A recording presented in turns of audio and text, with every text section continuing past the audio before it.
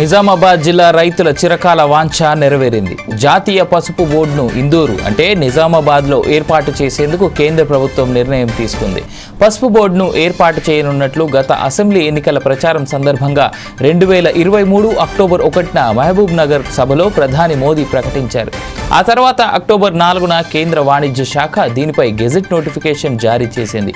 అయితే బోర్డు ప్రధాన కార్యాలయాన్ని ఎక్కడ ఏర్పాటు చేసేది అందులో పేర్కొనలేదు. తాజాగా నిజామాబాద్లో బోర్డు ఏర్పాటు చేస్తున్నట్లు ప్రకటించింది. దానికి చైర్మన్గా నిజామాబాద్ జిల్లా ఆర్మూర్ మండలం అంకాపూర్ గ్రామానికి చెందిన భాజపా నాయకుడు పల్లె గంగారెడ్డిని నియమించింది. ఈ మేరకు కేంద్ర వాణిజ్య శాఖ ఉత్తర్వులు జారీ చేసింది. ఈయన 3 ఏళ్ల పాటు పదవిలో కొనసాగుతారు. గంగారెడ్డి ప్రస్తుతం భాజపా రాష్ట్ర కార్యదర్శిగా ఉన్నారు. రైతుల పండగ సంక్రాంతి సందర్భంగా ఈరోజు నిజామాబాద్ కేంద్రంగా బోర్డు ప్రధాన కార్యాలయాన్ని కేంద్ర వాణిజ్య శాఖ మంత్రి పీయూష్ గోయల్ ఢిల్లీ నుంచి వీడియో కాన్ఫరెన్స్ ద్వారా ప్రారంభించబోతున్నట్లు ఎంపీ ధర్మపురి అరవింద్ సోమవారం ప్రకటించారు. ప్రస్తుతం నిజామాబాద్లో ఉన్న రీజనల్ స్పైస్ బోర్డు కార్యాలయంలోనే మంగళవారం నుంచి కార్యకలాపాలు ప్రారంభమవుతాయి.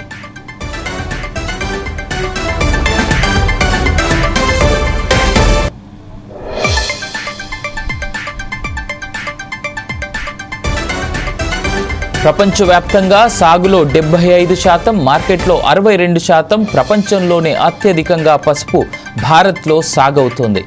2022-2023 ఆర్థిక సంవత్సరంలో దేశవ్యాప్తంగా 3.24 లక్షల హెక్టార్లలో సాగు చేయగా 11.61 లక్షల టన్నుల దిగుబడి వచ్చింది. ప్రపంచవ్యాప్తంగా సాగయ్యే పంటలో ఇది 75%.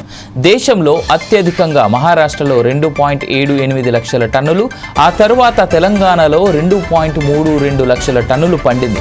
2022-2023లో $207.45 మిలియన్ విలువైన 1.53 లక్షల టన్నుల పసుపు ఆధారిత ఉత్పత్తులు భారత్ నుంచి ఎగుమతి అయ్యాయి. ప్రపంచ మార్కెట్లో భారత్ వాటా సుమారు 62%. నాణ్యమైన పంట పండేలా రైతులను ప్రోత్సహించడంతో పాటు ప్రపంచ మార్కెట్లో భారత్కు ఉన్న అగ్రస్థానాన్ని నిలబెట్టేలా బోర్డు చేయూత అందిస్తోంది. ఇందులో కేంద్ర ఆయుష్, ఫార్మాస్యూటికల్స్, వ్యవసాయ, వాణిజ్య శాఖలకు చెందిన వారిని సభ్యులుగా నియమించనున్నారు.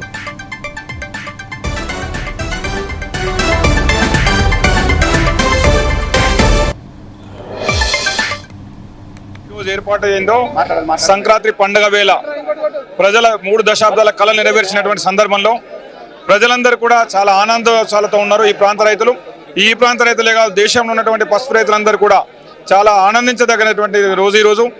ఈ పసుపు బోర్డు ఇచ్చినటువంటి ప్రధానమంత్రి నరేంద్ర మోదీ గారికి గౌరవనీయులు, అదేవిధంగా పీయూష్ గోయల్ గారికి, అదేవిధంగా కేంద్ర మరో మంత్రి కిషన్ రెడ్డి గారికి, అదేవిధంగా మా గౌరవ పార్లమెంట్ సభ్యులు ఈ పసుపు బోర్డు రావడానికి కోసం నిరంతరం శ్రమించి అందరితో సంఘర్షించి ఎట్టి పరిస్థితుల్లో పసుపు బోర్డు కావాలా, వచ్చినటువంటి పసుపు బోర్డు కూడా మా నిజామాబాద్లో ఏర్పాటు చేయాలా, తెలంగాణ ప్రాంతంలో అనేక రాష్ట్రాలు పోటీ పడ్డప్పటికి కూడా ఇక్కడే ఏర్పాటు చేయించడానికి కృషి చేసి ఒక సామాన్య రైతు కుటుంబం నుంచి వచ్చినటువంటి ఒక రైతు బిడ్డని ఈ బోర్డుకు చైర్మన్గా చేయడం, అదేవిధంగా బోర్డు చైర్మన్గా చేయడమే కాదు, ఆయన ఈ ప్రాంతంలో రైతులు పడ్డటువంటి కష్టాలు తెలిసినటువంటి వ్యక్తిగా ఈ ప్రాంత రైతు అయితేనే నేను న్యాయం చేయగలుగుతున్నటువంటి విశ్వాసంతో నాకు అవకాశం ఇచ్చినటువంటి గౌరవ పార్లమెంట్ సభ్యుడికి ధర్మపురి అరవింద్ గారికి నేను ప్రత్యేకమైన ధన్యవాదాలు, కృతజ్ఞతలు తెలియజేస్తున్నా.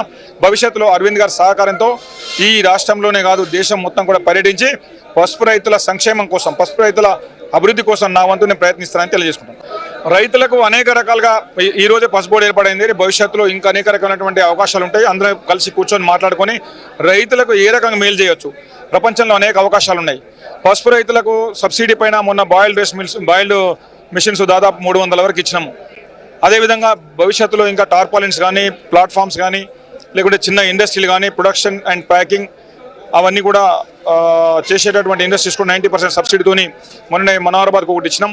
కాబట్టి ఇంకా భవిష్యత్తులో అనేక అవకాశాలు ఉన్నాయి. దీంతో ట్రాన్స్పోర్ట్ ఉపాధి పెరుగుతుంది, మెడిసిన్స్కి పోయేటటువంటి మెడిసిన్కి పోతుంది, అదేవిధంగా కలర్స్ పోతుంది, ఇంకా అనేక అవకాశాలను వెతుకుతాం. ఈ పసుపు మార్కెటింగ్ విస్తృతం చేస్తాం, రైతులకు మంచి మద్దతు ధర వచ్చే విధంగా ప్రయత్నం చేస్తాం. दर्शन सिंह सोखी, ट्रांसपोर्टर निज़ामाबाद।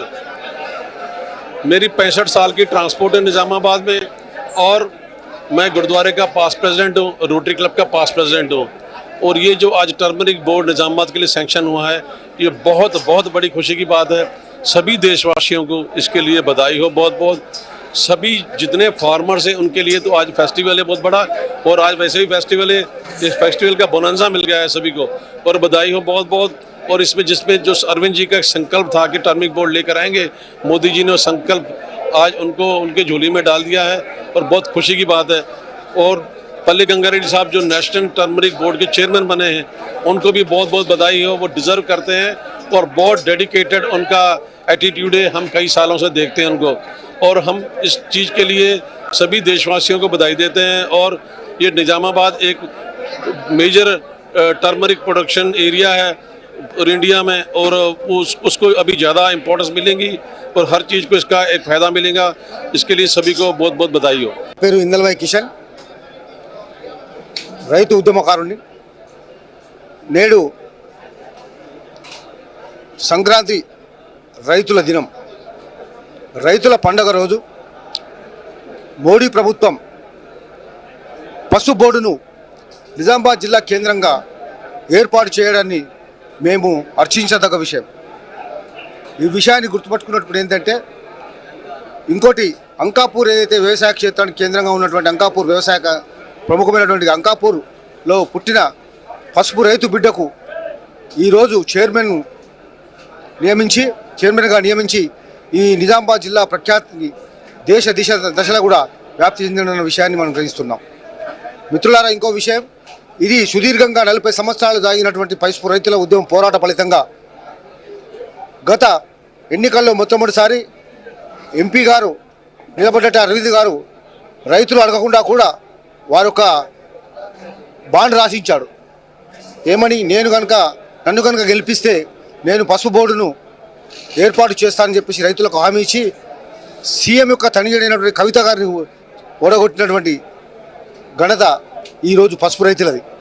పసుపు రైతులు కూడా ఆ రోజు వారికి వ్యతిరేకంగా, రాష్ట్ర ప్రభుత్వంలో కేసీఆర్ ప్రభుత్వానికి వ్యతిరేకంగా, కాంగ్రెస్ యొక్క విధి విధానాలకు వ్యతిరేకంగా జాతీయ స్థాయిలో పసుపు ఉద్యమాన్ని తీసుకెళ్లాలన్న ఆలోచనతో పసుపు రైతులందరూ పార్లమెంటు సభ్యులుగా పోటీ చేసి ఇప్పుడు ఈనాటికి విజయం సాధించారు। ఈ ఒత్తిడి కారణంగానే కేంద్ర ప్రభుత్వము దిగివచ్చి మహబూబ్ నగర్లో ప్రకటించినటువంటి నరేంద్ర మోడీ గారు మొన్నటి ఎన్నికల్లో స్వయంగా ప్రకటించారు, ఖచ్చితంగా తెలంగాణ రాష్ట్రంలో పసుపు బోర్డును ఏర్పాటు చేస్తామని ప్రకటించి నేడు పసుపుకు తలమానికమైనటువంటి ఇందూరు జిల్లాను, ఇందూరు కరీంనగర్ జిల్లా, ప్రస్తుతం జగిత్యాల జిల్లా, దీనివల్ల రైతుల యొక్క ఈ పసుపు బంగారం, పసుపు యొక్క రాను మన యొక్క పసుపు యొక్క విలువ బంగారంతో సమానంగా అయ్యే అవకాశం ఉన్నది। ఈరోజు ప్రభుత్వము చేసినట్టు పసుపు బోర్డు పెట్టడం కారణంగా రైతులకు 6,000 కుంటల నుండి పసుపు ఒకేసారి ఏకాఏకిగా 16,000 వరకు కూడా చేరింది। ఇంకా రేపు 16,000 కాదు కదా, 50,000కు కూడా కుంటలు ఇచ్చే అవకాశం కూడా ఉన్నది। రైతులకు కూడా ఇక్కడ అన్ని పసుపు బోర్డులు కానీ, పసుపు టర్మరిక్ సెంటర్స్ కానీ ఏర్పాటు చేసి దీని పసుపుని ప్రపంచానికి అందించే జిల్లాగా దీన్ని రూపొందించే అవకాశం ఉన్నది। కాబట్టి దీని రైతులందరూ హర్షించదగ్గ విషయము। వారికి పసుపు బోర్డు నిజామాబాద్ జిల్లా కేంద్రంగా ఏర్పాటు చేసినందుకు కేంద్ర ప్రభుత్వానికి, నరేంద్ర మోడీ గారికి, పీయూష్ గోయల్ గారికి, మరియు ఎంపీ అరవింద్ గారికి, మరియు బండి సంజయ్ గారికి అందరూ కూడా ప్రత్యేక ధన్యవాదాలు తెలియజేస్తుంది పసుపు రైతులు। పసుపు బోర్డు గురించి మేము ఎంపీ అరవింద్ నిలబెట్టినాం, అప్పుడు నిలబెట్టి ఆ రైతులము 78 మంది రైతులము ఎంపీకి పోటీ చేసినాం। మోదీ మీద 2 ఢిల్లీకి పంపించినాం। మా రైతులు అక్కడికి వెళ్ళి ఖర్చు పెట్టి పంపించినాం।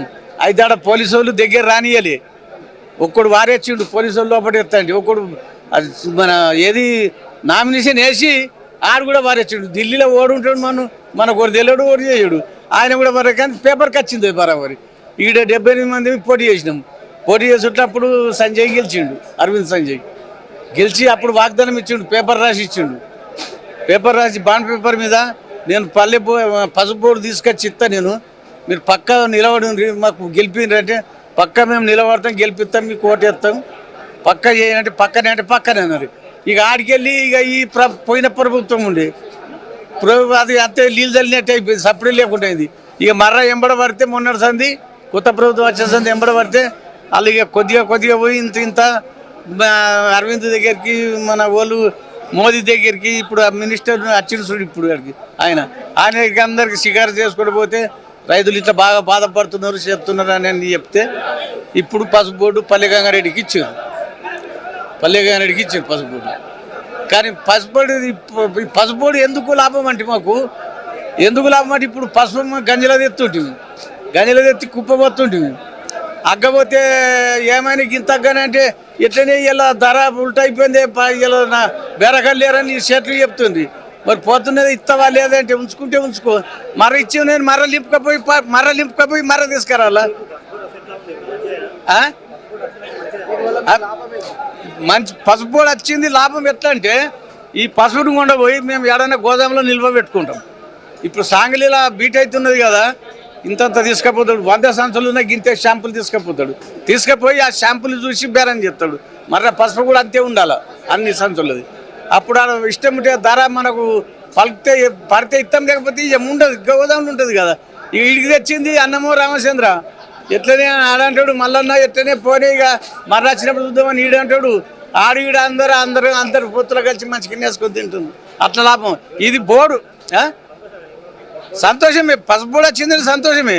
కానీ ఇంకా ఉన్నాయి పనులు చేసేటి ఇంకున్నాయి, కావాలా రాగానే కాదు కదా, తర్వాత చేసుకుంటే పోలే లీడరు సంబంధించినటువంటి పసుపు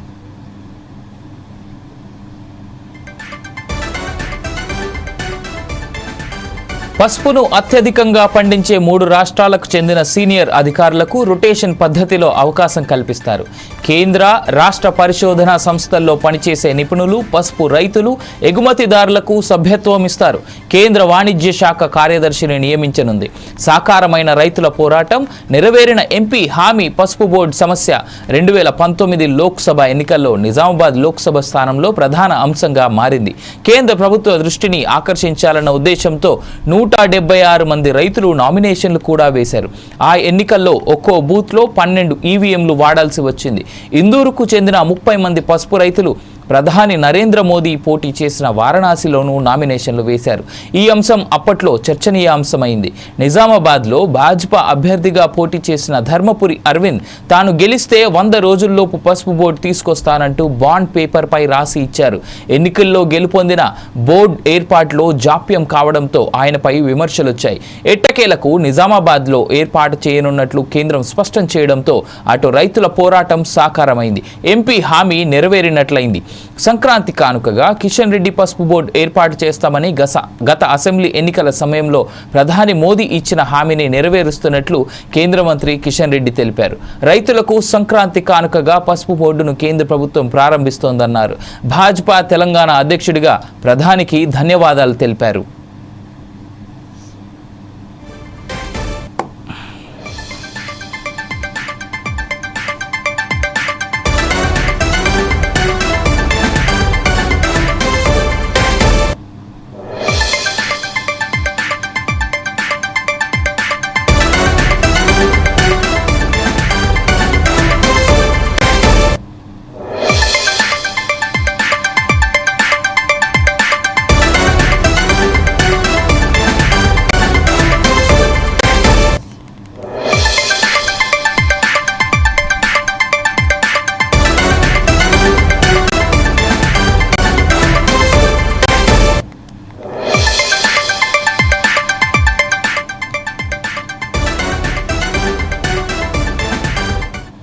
ప్రధానికి మంత్రి తుమ్మల కృతజ్ఞతలు తెలిపారు. తెలంగాణలో పసుపు బోర్డు ఏర్పాటుకు నిర్ణయం తీసుకున్నందుకు ప్రధాని మోదీకి రాష్ట్ర వ్యవసాయ శాఖ మంత్రి తుమ్మల నాగేశ్వరరావు కృతజ్ఞతలు తెలిపారు.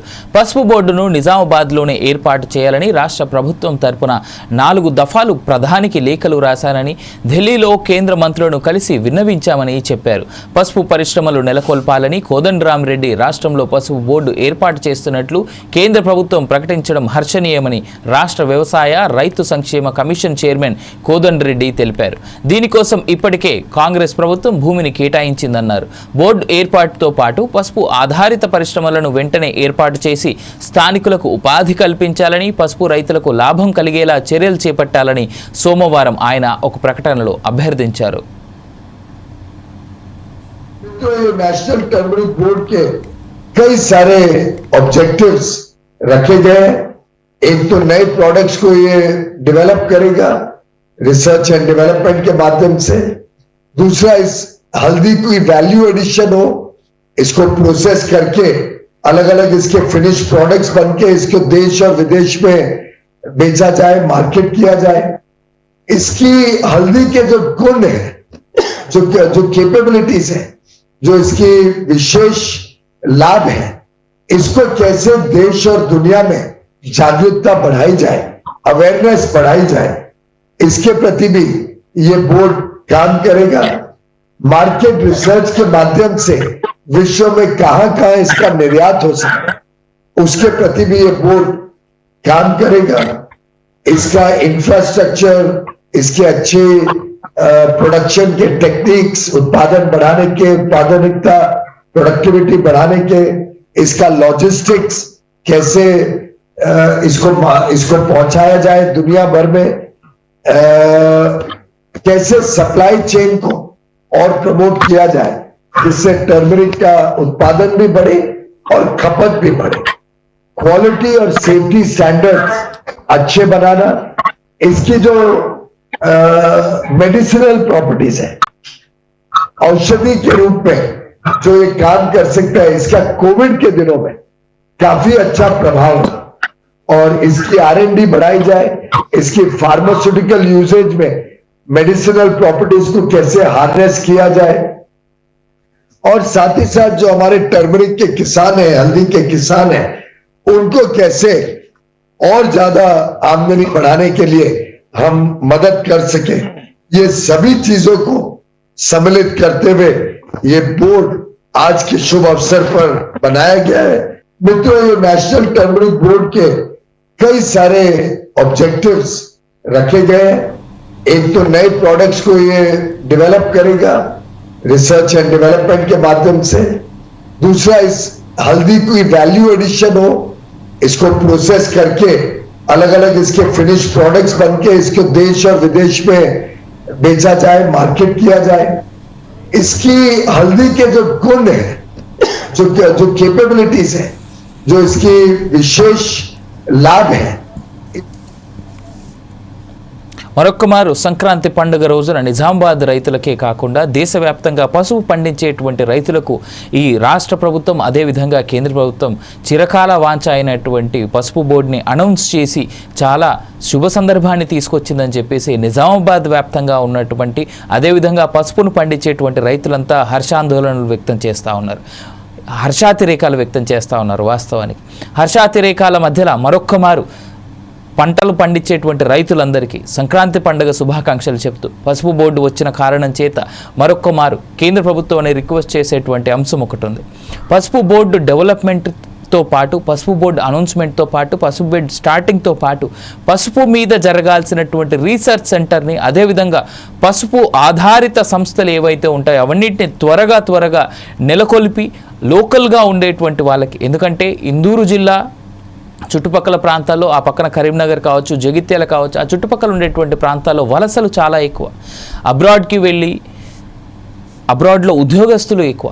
అలాంటిది ఒకవేళ పసుపు ఆధారిత సంస్థలు అక్కడ పూర్తి స్థాయిలో నెలకొల్పగలిగినట్టయితే కేంద్ర ప్రభుత్వం త్వరగా చర్యలు తీసుకొని అక్కడ ఉండేటువంటి లోకల్ యువతకి పెద్ద ఎత్తున ఉద్యోగ అవకాశాలు కూడా కల్పించిన వారు అవుతారు. ఈ అవకాశాన్ని, ఈ సందర్భాన్ని వాడుకొని కేంద్ర ప్రభుత్వం, అదేవిధంగా లోకల్గా ఉన్నటువంటి తెలంగాణ రాష్ట్ర ప్రభుత్వం కూడా పసుపు ఆధారిత సంస్థల్ని ఏర్పాటు చేసి ఏదైతే వలసలు ఉంటాయో దాన్ని తగ్గించి అక్కడే లోకల్గా ఉండేటువంటి యువతకి పెద్ద ఎత్తున ఉద్యోగ అవకాశాలను కల్పించాలని కోరుకుంటూ thank you for watching four sites TV. For more updates keep watching four sites.